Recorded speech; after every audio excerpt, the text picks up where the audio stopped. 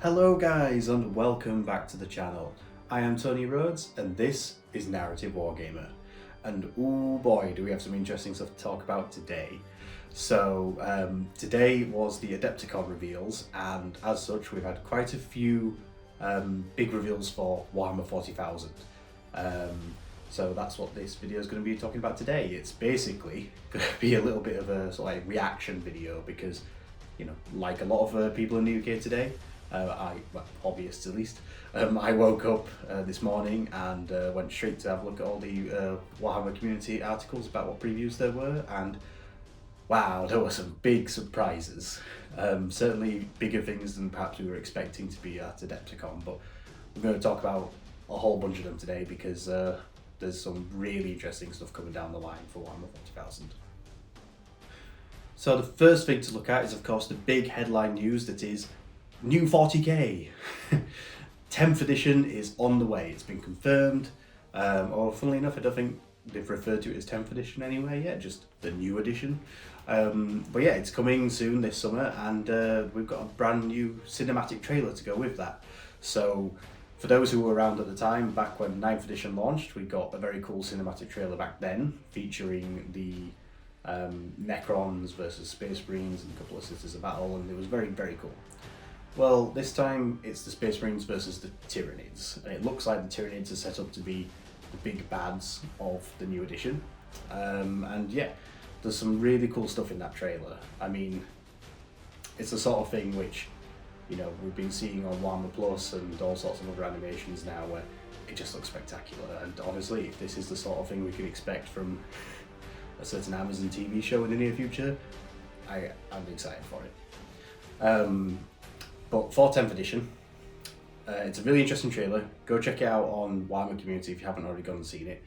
You know, go watch it after this if you get a chance, if you haven't done already.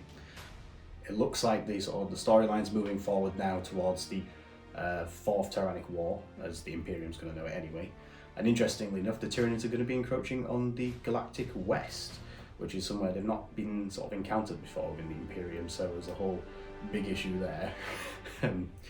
But the cinematic trailer is really interesting. Not only does it look awesome and it's really cool, it's giving us a couple of insights perhaps into the sort of things we're going to be seeing in the early releases for 10th edition. Like last time, so with the 9th edition release, the cinematic trailer included some of the new units and things that were going to be in the starter box set, so the Indomitus box set. And this time around, I think it's probably going to be the same. I imagine by the time people are watching this, in the next couple of days, Warhammer Community is probably going to give us some previews about what's going to be in the box sets and the new units, but there's some really interesting stuff there. In the trailer, we see Space Marines fighting Tyranids, but on both sides, we see a bunch of interesting new units potentially, and, you know, gear they've not had before. And so amongst those, we've got brand new Terminators, scaled up even bigger than like Primaris, although interestingly enough, from a lore perspective, it's both Firstborn and Primaris Marines. It's sort of like anyone can don a suit of Terminator armor now, which is cool. So it means they've not had to completely restyle and rework them to be Primaris Terminators. They're just Terminators, which is great. So again, new Terminators. I mean, they've shown us the models, so we know we're getting them. And from that, we can probably infer as well from the trailer that we're going to be getting a new Terminator Librarian. Potentially a new Apothecary and Gravis armor, which is interesting, or at least some kind of, you know, like heavily armored Apothecary. We've seen various Space Marine intercessors with a range of weapons they haven't had before. Certainly looks like a couple of combi weapons, sort of like bolter flamers, some melter guns. So it'll be interesting to see what kind of weapon options we might be getting for intercessors. There was particularly one Reaver, so it's a little unclear whether or not it's a unit of Reavers or a lieutenant, possibly. There was a chapter Ancient towards the end, was a Space Marine with a banner. And of course, the new Redemptor, or what we can assume is going to be the sort of like new Hellfire Redemptor or whatever, the one with a twin las cannon and missile launcher. So we've just recently had the Brutalis as this sort of assault variant of the Redemptor Dreadnought. Well, perhaps we're now going to be getting ranged variants. That's going to be interesting for Space Marine players. So yeah, there's an interesting slew of units we might be getting in this new starter box. Like I say, in the coming days, Games Workshop's probably going to start previewing all these over on Warcom, so we'll see. Funnily enough though, I'm actually really interested in the Tyranid units that we might be seeing, because there's some really interesting stuff in the trailers.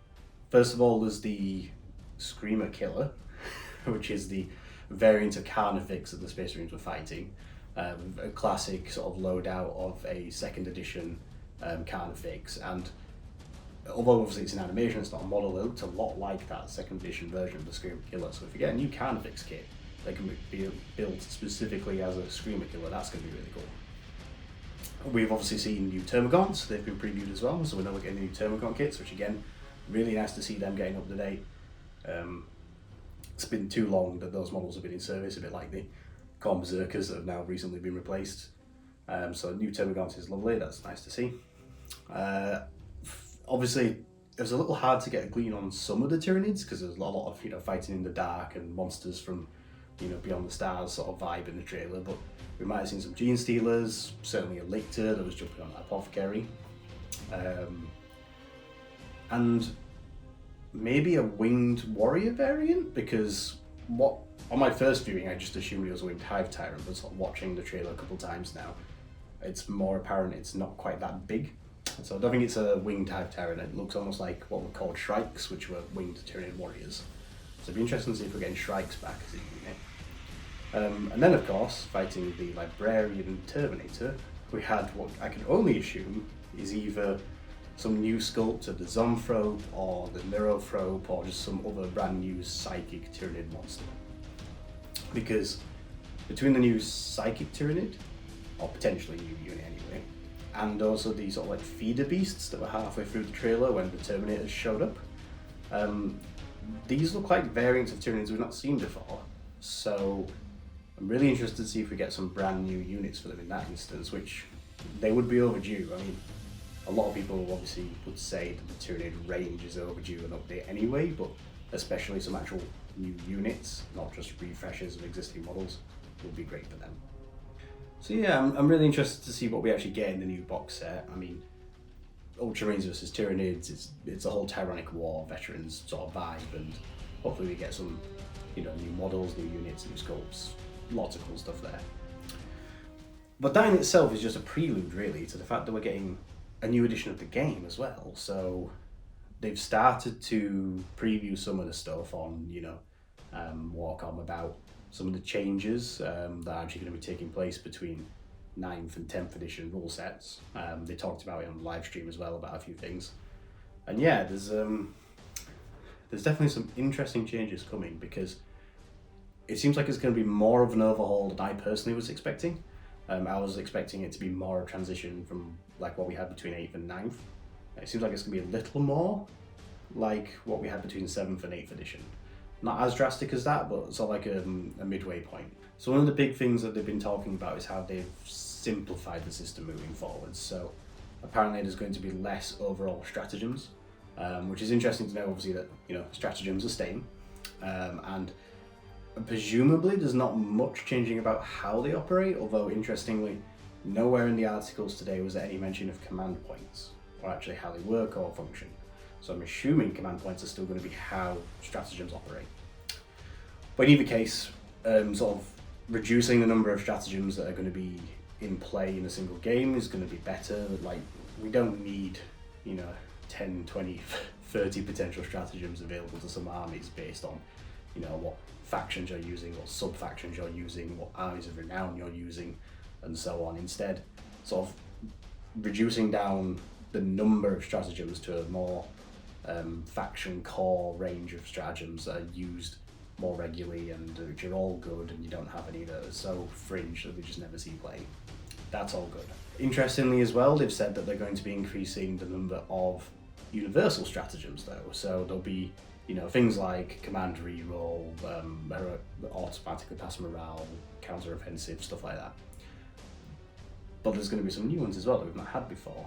One that I thought was really interesting was they talked about a sort of like a reactivation stratagem, so sounds a bit like reactions in the new Horus Heresy system, where you're able to activate a unit in your opponent's turn, presumably in response to something that they're doing or have just finished doing. So while it's not going to be presumably like you go, I go, game system is going to be the more traditional Warhammer 40,000. I go all my turn, you do all your turn, and back and forth that way. Having things like a reactivation stratagem is going to add that little more of the reactive gameplay elements that we're starting to see in things like Horus Heresy and so on. So that's really interesting. I'll be interested to see how that comes into play, because I mean, even just using things like counter-offensive is such a cornerstone of 8th and 9th edition play that imagine if you can pick a unit and have it shoot in your opponent's shooting phase, out of sequence. That's going to be big. So I'm really interested to see, where this goes. A few other interesting changes they talked about is how characters are going to interact a little differently with units. They haven't specified how exactly, but I'm guessing there's going to be some sort of change to say how auras work, or even if auras are a thing. They've talked about how there's going to be changes to what we know as the psychic phase and the morale phase, and that they're gone now. Psychic powers are not sort of like roll forward dice as such anymore. Instead, things like witchfires, like smite and so on, are actually just shooting attacks. Things like blessings like doom and guide and stuff like that will just be abilities on the data sheets for those psychers. So you, rather than casting a power to make a unit get rerolls, presumably in things like the command phase, you just give them rerolls because you have a psychic ability.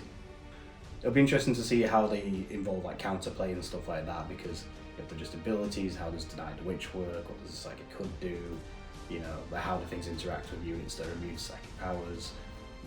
It'll be interesting. It sounds like, again, it's sort of simplifying because it's taking out being a whole phase of the game where you have to roll dice, consult modifiers, make deny attempts, see if things are in range or what range they are depending on what you've cast it on and something like that. If instead it's just pick a unit, it gains an ability from your psychic boon, or smite is just, has so many attacks, they hit on a certain ballistic skill. Great, simpler.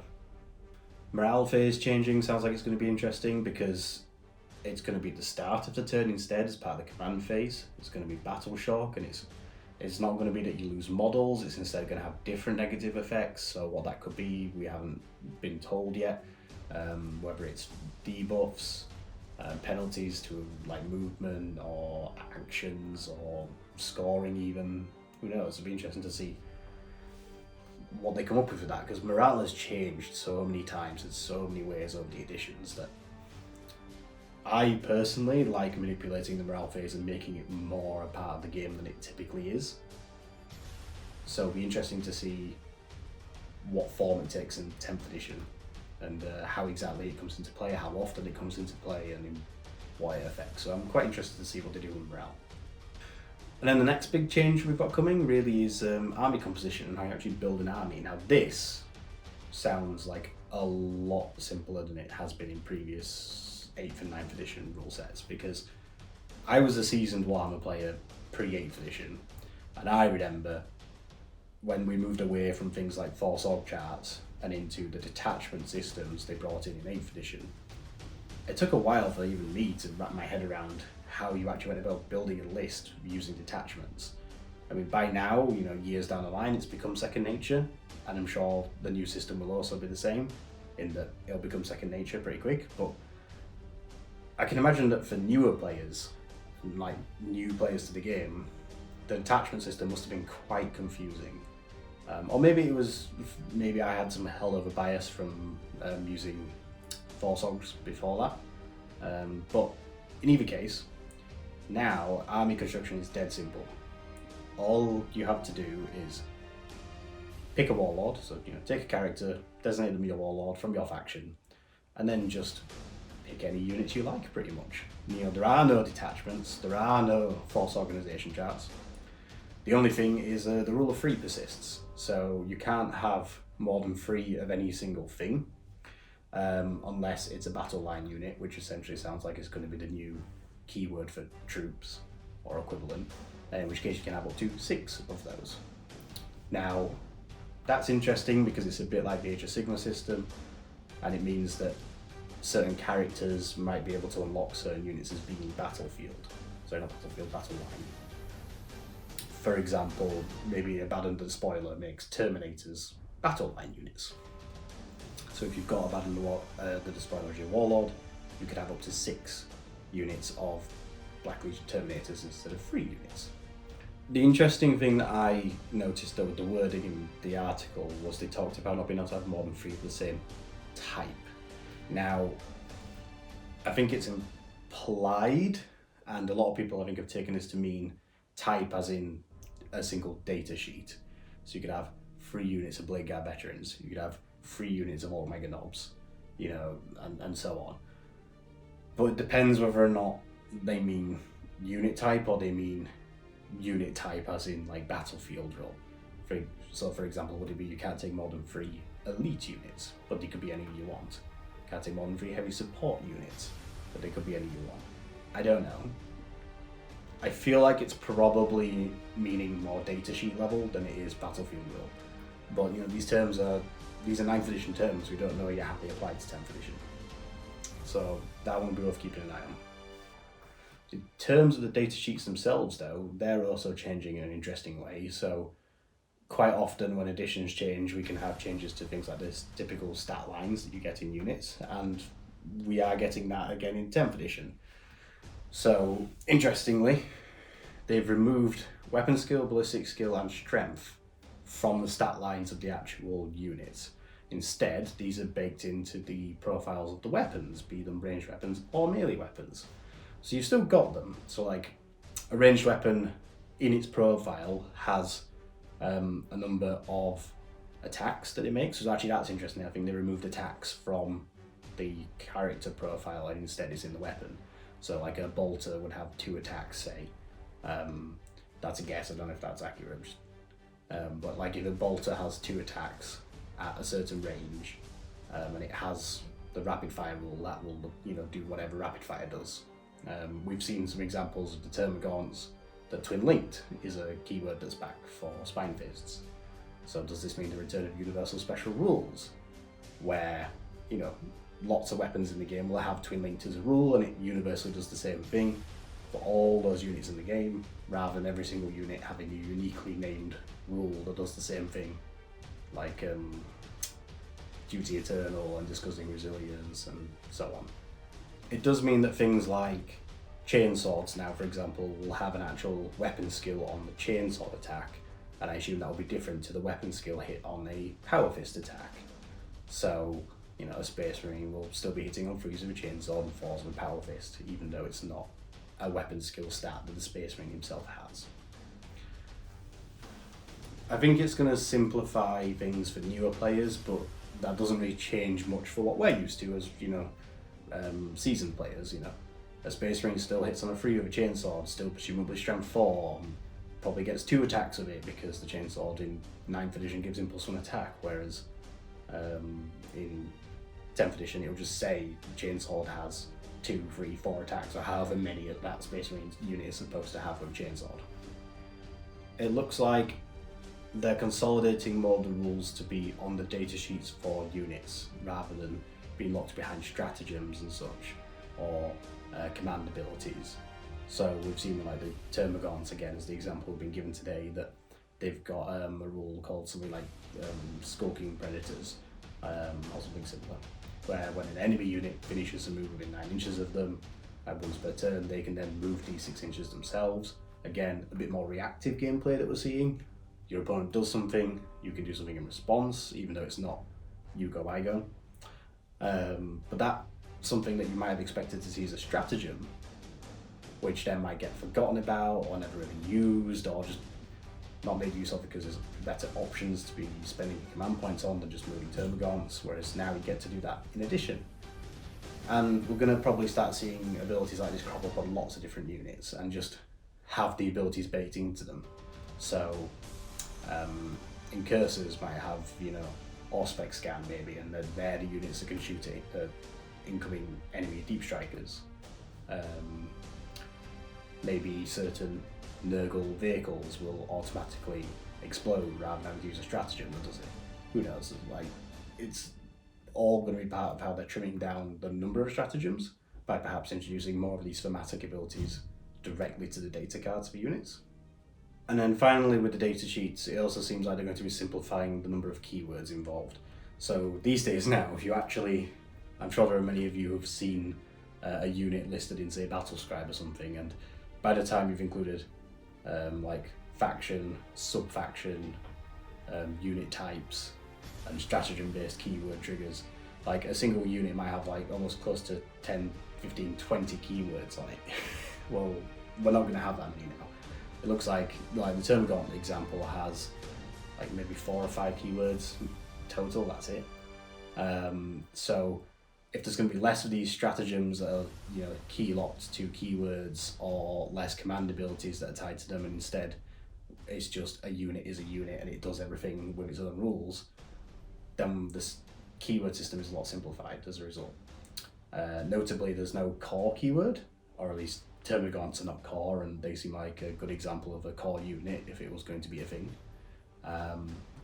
So again, it seems like maybe we're not going to have so much of the admech problem where everything has so many different layers of interactions based on what keywords it has, what stratagems you have access to, what sub-faction you are, and instead everything is just going to be more self-contained of this is the unit, these are its abilities, this is what it does. And all of that is just going to be summed up in the data cards. Which brings us on to the next point. All the rules for 10th edition are going to be free, or at least initially. So all the units in the game are going to come with data cards. All the factions in the game and all the armies are going to come with like 2 pages of army rules, they said. And all these rules are going to be freely available, including the core rules, to download online for free from day 1 of 10th edition release. Which is big. That's not something they've ever done before. Like, here's all the rules for the game and all the factions and all the units for free. Now, it's yet to be seen how well distributed or accessible that's going to be, but they have also talked about how while you'll be able to download them for free in an online format, you'll also be able to buy physical data cards for units. And again, this is something they've been doing with Age of Sigmar for a few years now, and apparently it's great. You know, people love having these data cards for their units, so just, you have it to hand, there it is, there's your rules, no problem. You know, you don't have to be leafing through books and supplements and backwards and forwards trying to find what rule works for what thing, because they all cross-interact in complicated different ways. Instead, everything's beyond these data cards. Now, this does mean we are having an overhaul in terms of what rules do and don't work with the game, and we are going to be returning to effectively Index Hammer. Now, that's not necessarily a bad thing. For those who weren't around when the transition came from 7th to 8th edition, this basically means that, unfortunately, all the existing 9th edition codexes are going to be invalidated by 10th edition, because the rules are different enough that they just don't work. Like, you know, they use stat lines are outdated, games mechanics that no longer exist, and even phases of the game that no longer exist. So, unfortunately, it does mean that everyone's going to have to get new codexes down the line, and in the meantime, everyone's going to be playing with the index rules. This is a term used from the 8th edition release when they released the indexes, which were these books which you had to buy back then, which you don't have to this time around. So that is an improvement.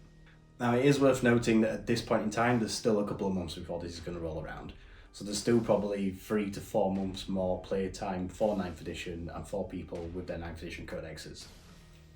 I think for most people, that's probably okay. It's a shame for players who, you know, have just bought the new World Eaters Codex or the Astra Militarum Codex, and I feel a little bit of a Votan players in that, you know, brand new army, brand new codex, there'll been some hobby lag there. It'll have taken people time to build and paint a 2,000 point army, so maybe they've not got a ton of games under their belt before 10th edition rolls around, but it is what it is, and it can't really be avoided, unfortunately, at least not when they're going to be making this bigger change to the game, which ultimately is going to be better for the game and for everyone.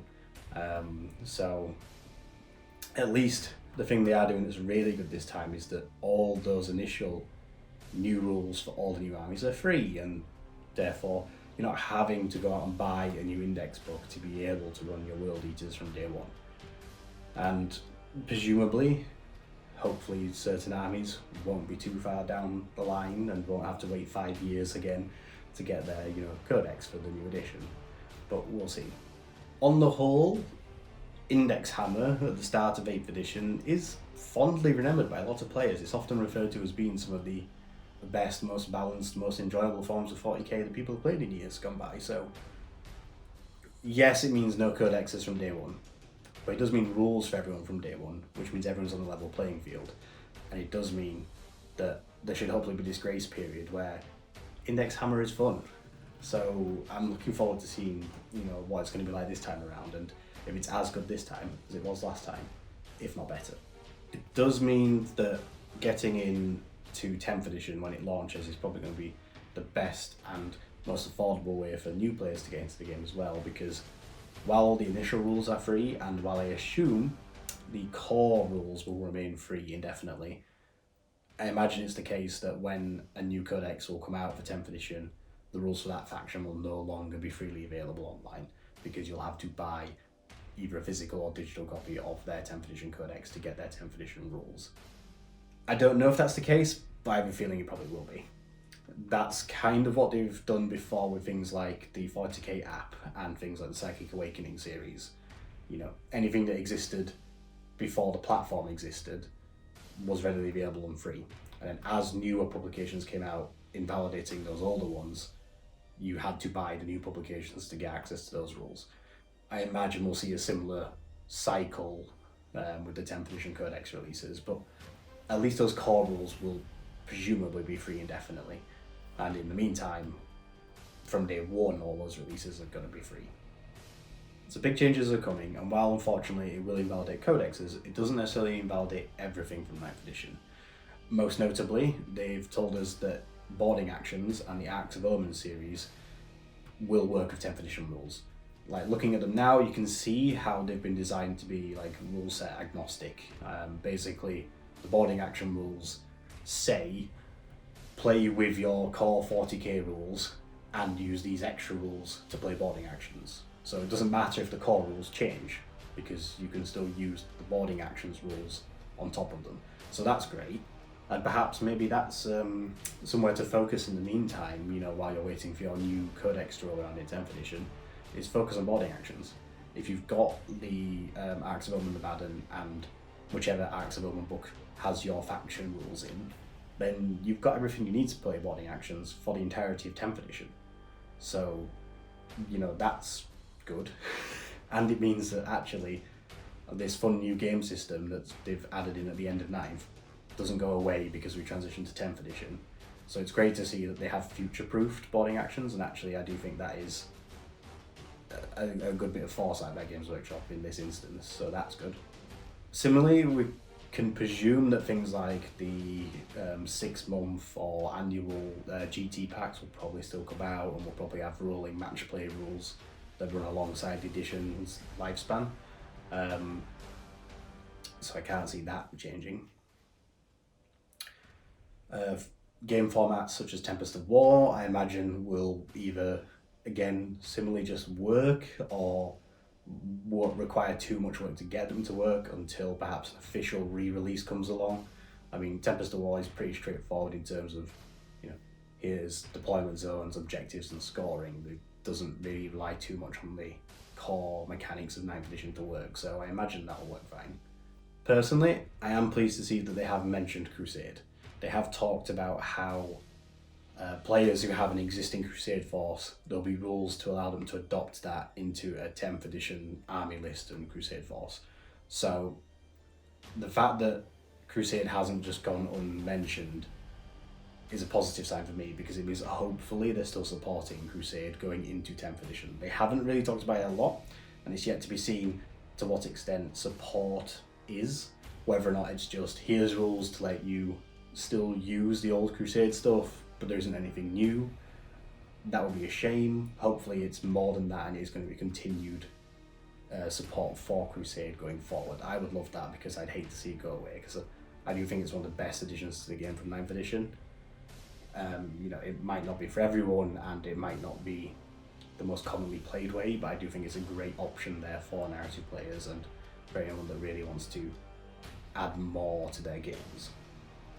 And then finally, it's interesting that they are adding another way to play.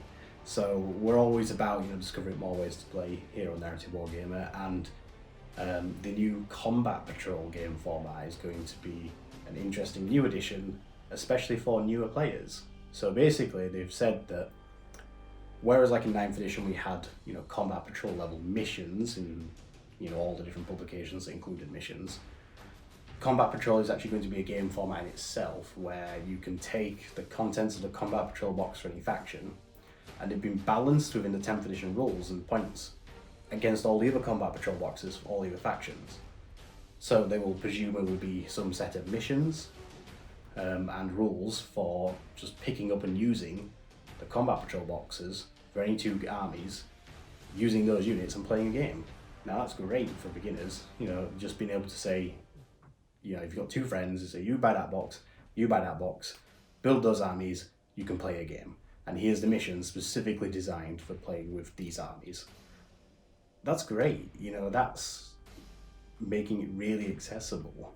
And I actually think helps provide a great entry point for players to be able to pick any army they want to play and get started in the hobby, rather than just, go buy Indomitors and play Space Marines or Necrons. I mean, in 9th edition, not only was that the starter box set, but like all the introductory box sets, like the Command Edition and Sergeant Edition and whatever else they were all Necrons versus Space Marines.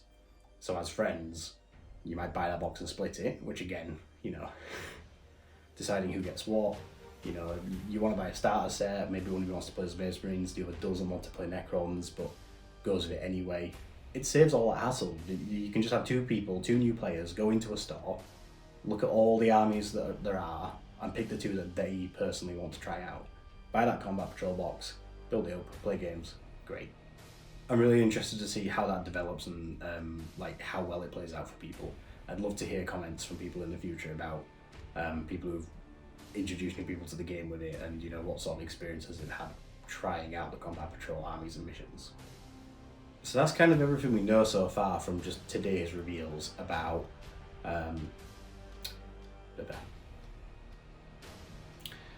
So that's kind of everything we know so far, specifically about the new edition that's coming soon. But there was also another big interesting reveal from today. The Lion is back. Lion El'Jonson, Primarch of the Dark Angels, Lord of the First Legion, is returning to 40k. And wow, does he have a gorgeous model. And honestly, I'm so surprised in such a good way that he's back and that there he is, and we're going to be getting this gorgeous new model for him, and he's going to be on the tabletop, and he's going to be fighting alongside Rabute against the likes of Magnus, Mortari and Angron. I think it's great. We've got 5 Primarchs now within the lexicon of 40k, and getting a second Imperial one is honestly something I wasn't expecting to see so soon. I mean, this guy in particular has been rumoured for years and years and years about coming out, and honestly, I'm really pleased for Games Workshop that they actually got to reveal him the way they wanted to.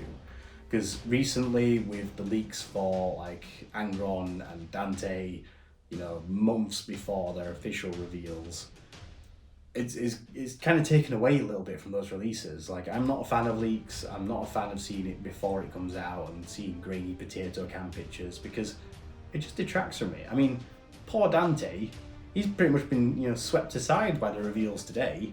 He's almost a second thought now, because he honestly does kind of pale in comparison to Lion El'Jonson, and that is not to take away from Dante. He's a spectacular model.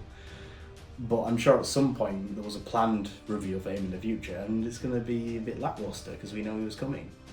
I know they've now been forced to officially reveal him, but they'd have had plans to reveal Dante further down the line. So I'm glad that didn't happen with the Lion.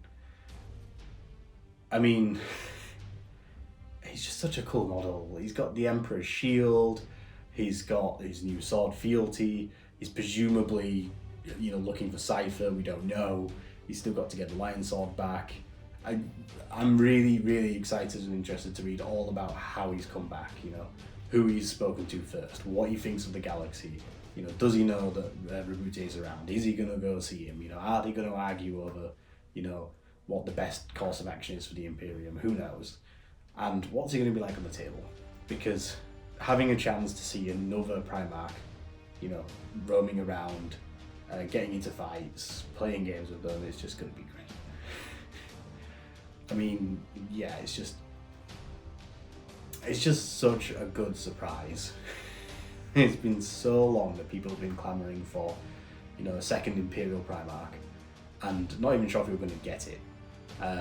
There've been rumours about Russ coming back from the war, rumours about the Lion waking up, and lo and behold, this is the one that's actually happened. You know, it was Khan going to come flying back out of the webway. Who knew? Like, it could have been any of them almost. And while the Lion was one of those ones who I think a lot of people thought he might be the one to come back next, I think it was more wish listing than any sort of, you know, real reason for it. But he is back, and well, it's going to be interesting to see what he's going to be up to. You know, I'm looking forward to seeing that model in person for the first time. I'm looking forward to reading about the lore and what he's up to. Are we going to see Luther in the near future as a result? You know, are we going to see the Fallen get it fleshed out more as a faction? Who knows? It's exciting times ahead, and yeah, I'm just really, really excited for 10th edition. You know, here on the Narrative Wargamer, we're starting now to really sort of grow the channel, and we're trying to sort of, you know, hit our new milestones, because we're starting to put production out there now. We've got our back schedule, you know, we've got the milestones planned throughout recent editions. There's going to be a whole load of new interesting stuff coming, you know, new armies, new rules, new codexes, the Lion back on the table, all sorts of stuff. You know, I can't wait to see the range of Dark Age players that, you know, yeah, I'm just really, really excited for 10th edition. You know, here on the Narrative Wargamer, we're starting now to really sort of grow the channel, and we're trying to sort of, you know, hit our new milestones, because we're starting to put production out there now. We've got, you know, a back rep schedule, we've got other videos planned in. The podcast is still, you know, ticking over now. We've got new episodes coming out. We've got a great interview with a special guest coming up in the next episode, and yeah, we're really just looking to hit our next goals now. So if you're here watching this, thank you. It's great that you're here and, you know, you're viewing the videos on the channel. If you've enjoyed listening to me sort of giving you my thoughts on the new things that are coming for 10th edition from the reveals, then do like and subscribe to the channel. We're going to do more videos like this in the future, more like, you know, talking heads, reviews. 10th edition is going to be really interesting. There's going to be a whole range of new stuff coming out. New armies, new codexes, new rules, Primarchs back on the table, all sorts. And here on the channel, we're going to be doing our best to cover all of it. You know, we're going to be striving to do, you know, new reviews, new battle reports, discussions on, you know, new releases and anything and everything. So we're really trying to hit our next milestones. So if you're here and watching the videos, thank you so much for that. You know, we're trying to reach our first 1,000 subscribers. Like, if you've got any suggestions about anything you'd like us to cover or talk about, leave them in the comments below. And yeah, it's you can find us over on Instagram at narrative40k. You can join our Discord, you can find our Facebook group. Basically, whatever sort of platform you're looking for Warhammer content, just look for Narrative Wargamer, and if we're there, we'll come up. So yeah, like, go give us a follow, go check out the stuff that we're working on. Come back here, check out the new videos. I'll be recording the next battle report in just a few days' time, and then I'll have that to edit, and I'm looking forward to that one. So yeah, we're really growing as a channel. The community is growing. The game is evolving, and it's going to be an exciting time in the near future for Narrative Wargamer. Be sure to let us know your thoughts below. You know, drop a comment, let us know. Are you excited about 10th edition? Are you excited about the return of Lion El'Jonson? And what are your thoughts on, you know, moving back into a Index Hammer edition of the game, at least, you know, for the near future? I'd love to hear all of it. I'd love to read and reply to as much of it as I can, and just really, you know, hear what the community's thoughts are on this, and, you know, where we're going to be going in the near future. Thank you for watching the video today, and until next time, guys, This has been Narrative Wargamer, helping you to discover more ways to play 40k.